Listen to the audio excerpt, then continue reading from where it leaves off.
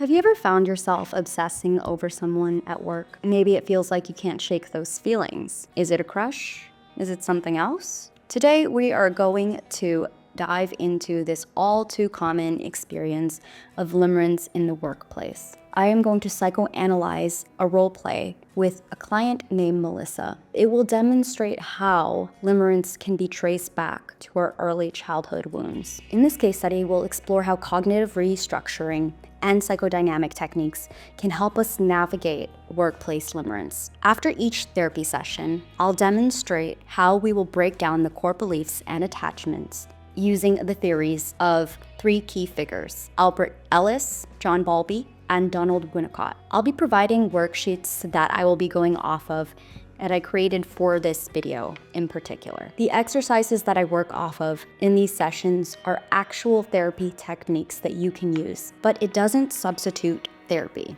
I always recommend seeking professional help if you can relate to any aspect of this video and need more feedback.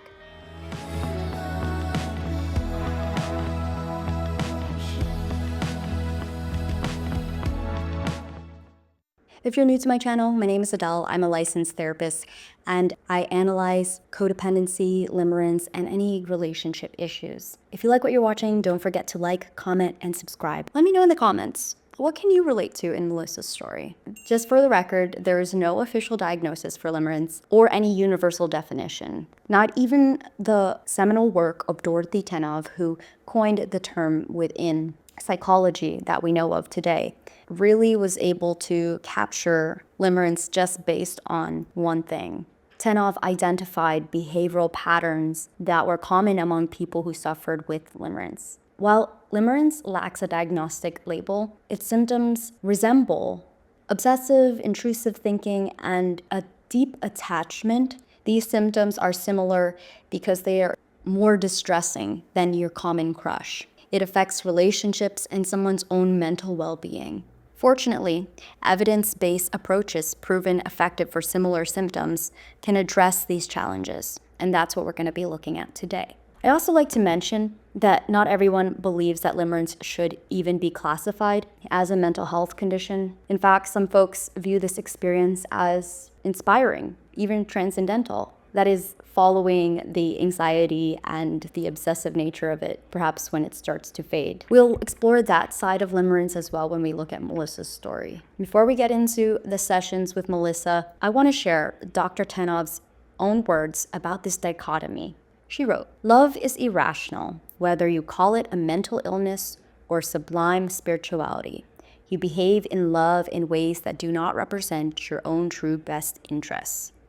Ways that deflect from the goal you've built your life around, even if the deflection is slight, even if it is easily rationalized, and even when it is disguised as beauty or experienced as ecstasy." In any process of beginning therapy, we always start off by gathering information about the client to build rapport and also to get a foundation of understanding why this person is seeking therapy now. Someone can be coming in for one thing, but often these symptoms reveal just the tip of the iceberg, which is why my approach recommendation for limerence is to target not just the present distressing symptoms like the obsessive thinking, but to also get to the root cause and explore her past, namely her family history and her attachments, and how that sets someone up for being more likely to experience limerence in their future adult relationships.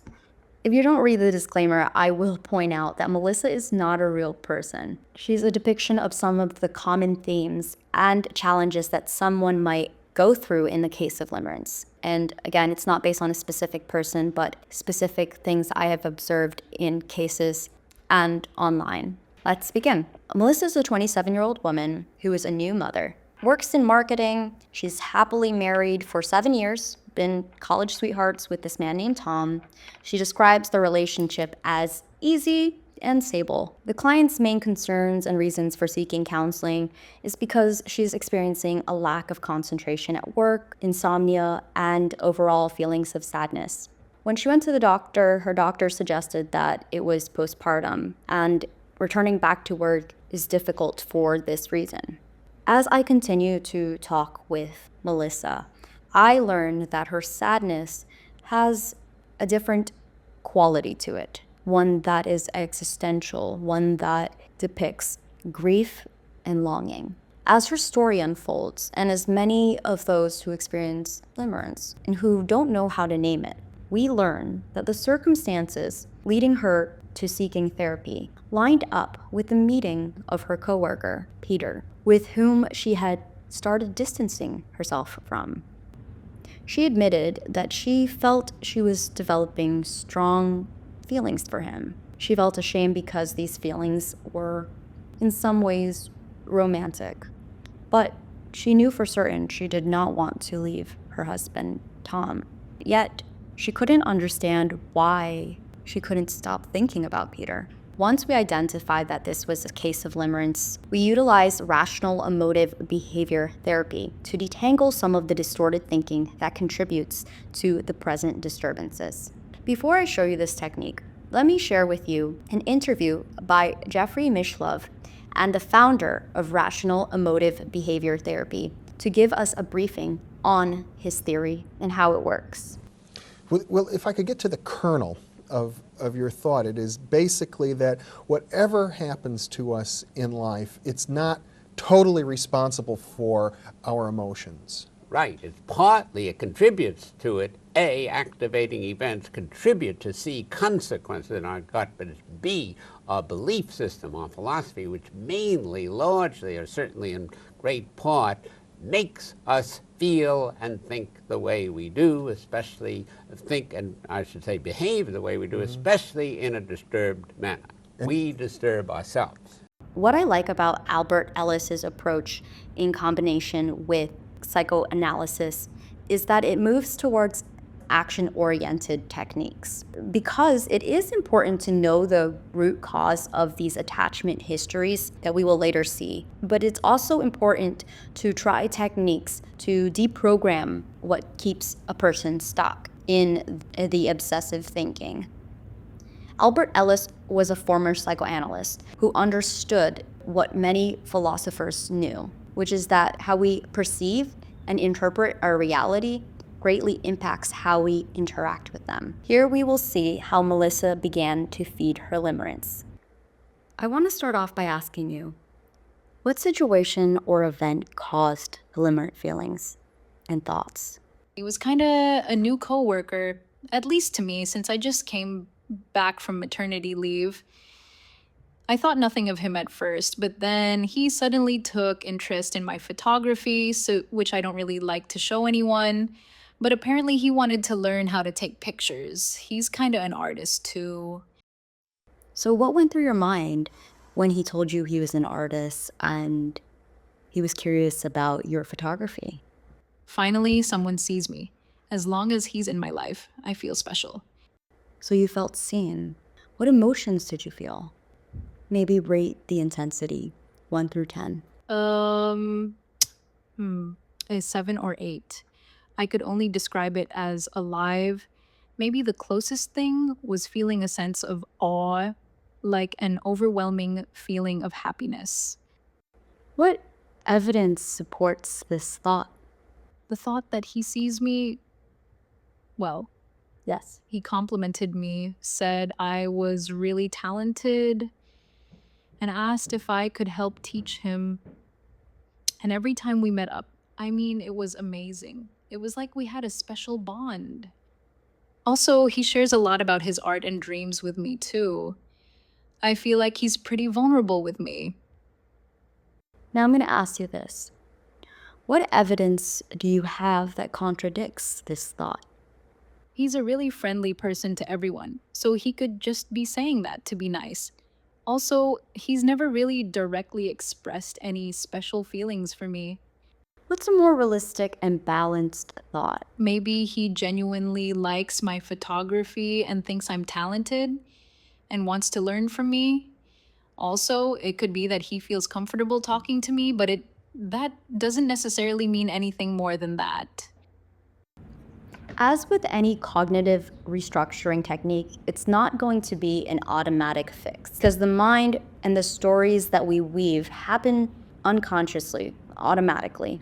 So the balanced thought that Melissa came up with is one that she has to keep revisiting in order for it to stick. So while Melissa perceives the coworker's compliments and interests as proof of something special between them, REBT would challenge the assumption that these interactions define her value or imply deeper feelings for the coworker.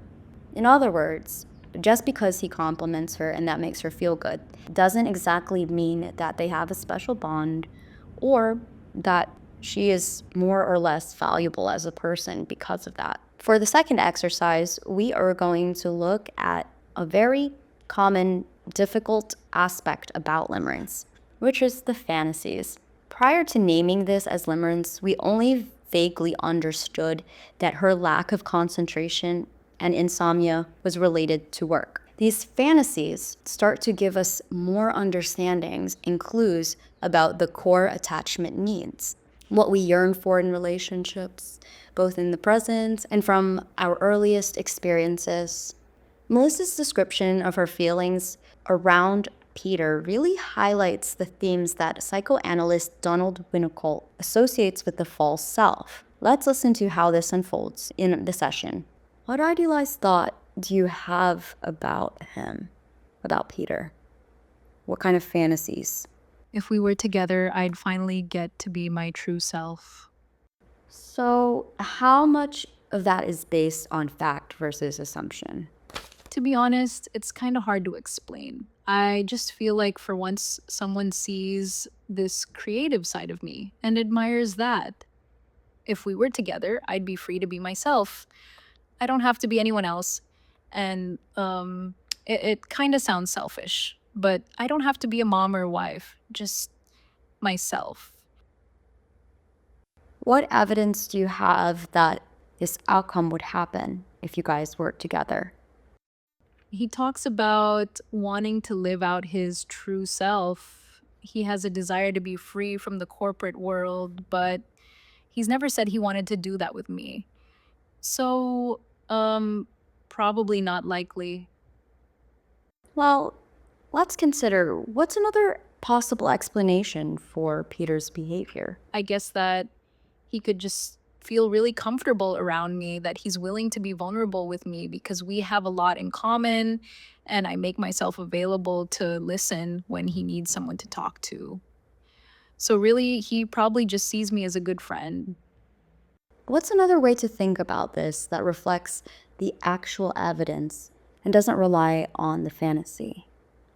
We're both creative people and it's nice to be able to share that in common, and for the specialness that I feel could just be a projection of my own feelings.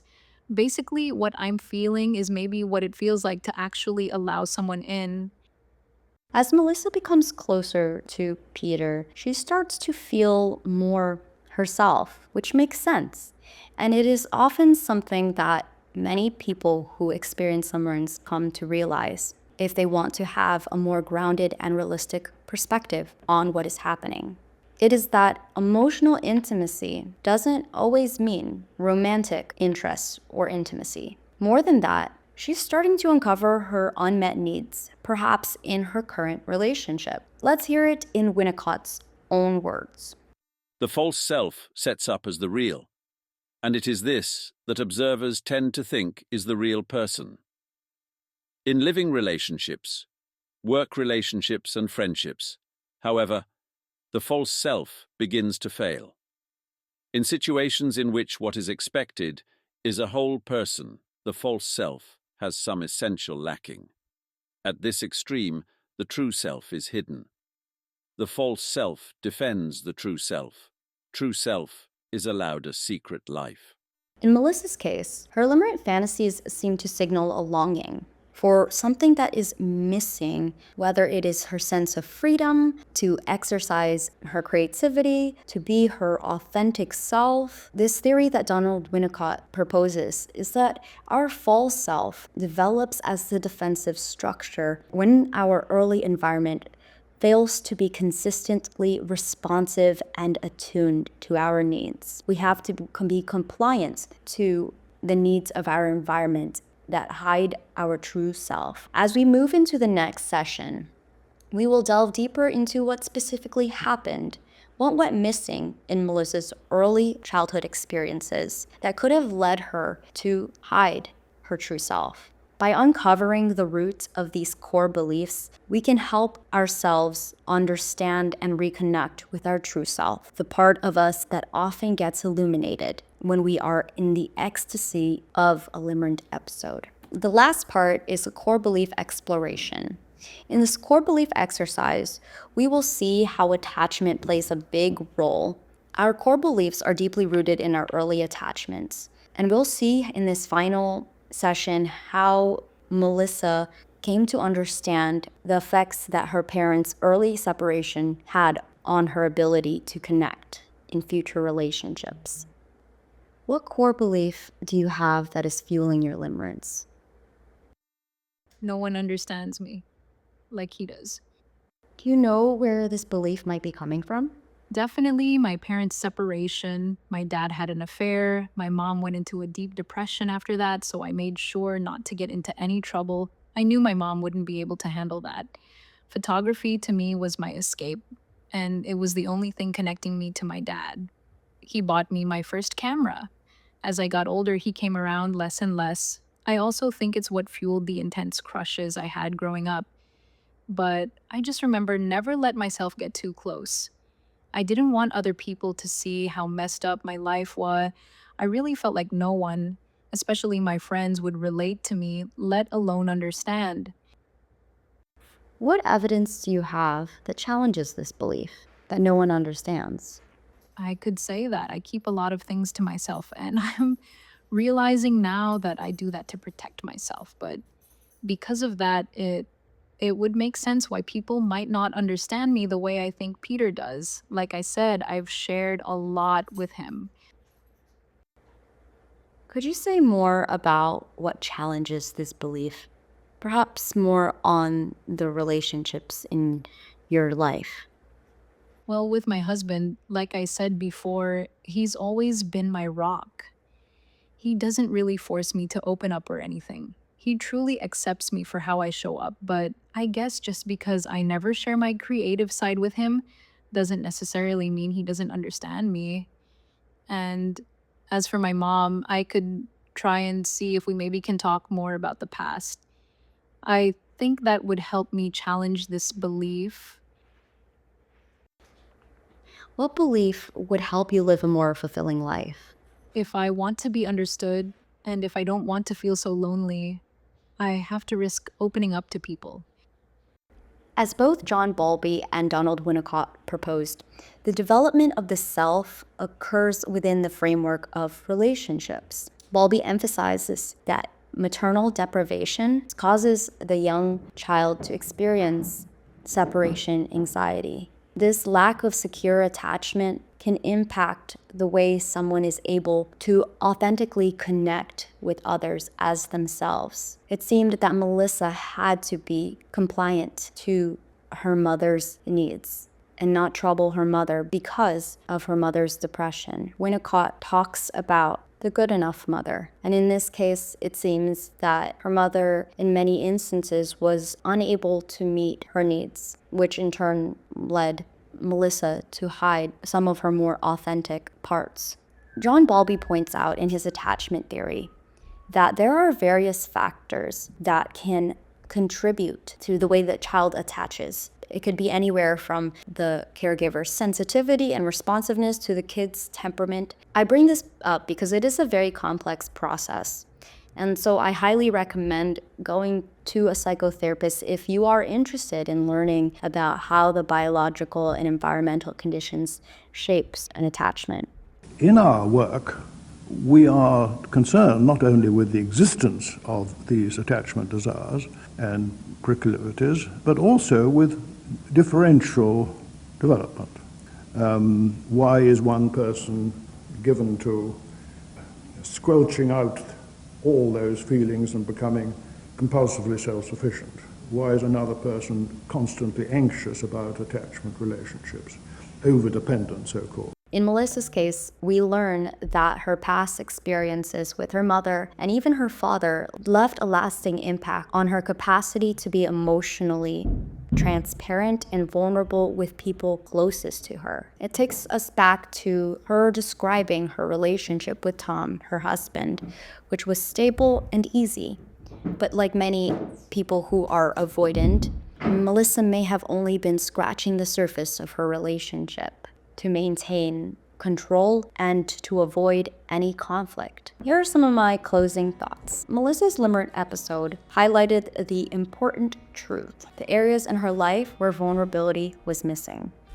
Through this journey, she began to understand what true intimacy could feel and look like. If she had clung onto this fantasy of Peter being her twin flame or her soulmate, she might have missed this deeper opportunity to grow her relationships in her life and to grow as an individual. Melissa chose instead to face her personal history with courage by exploring the roots of her early emotions and behaviors. This work allowed her to reconnect with her true self, which leads to greater openness and the capacity to experience deeper intimacy. By embracing vulnerability, Melissa began to build stronger relationships and reconnect with the part of her that she lost as a child. If you liked what you watched, don't forget to like, subscribe, and let me know, what could you relate to in Melissa's story? Till next time.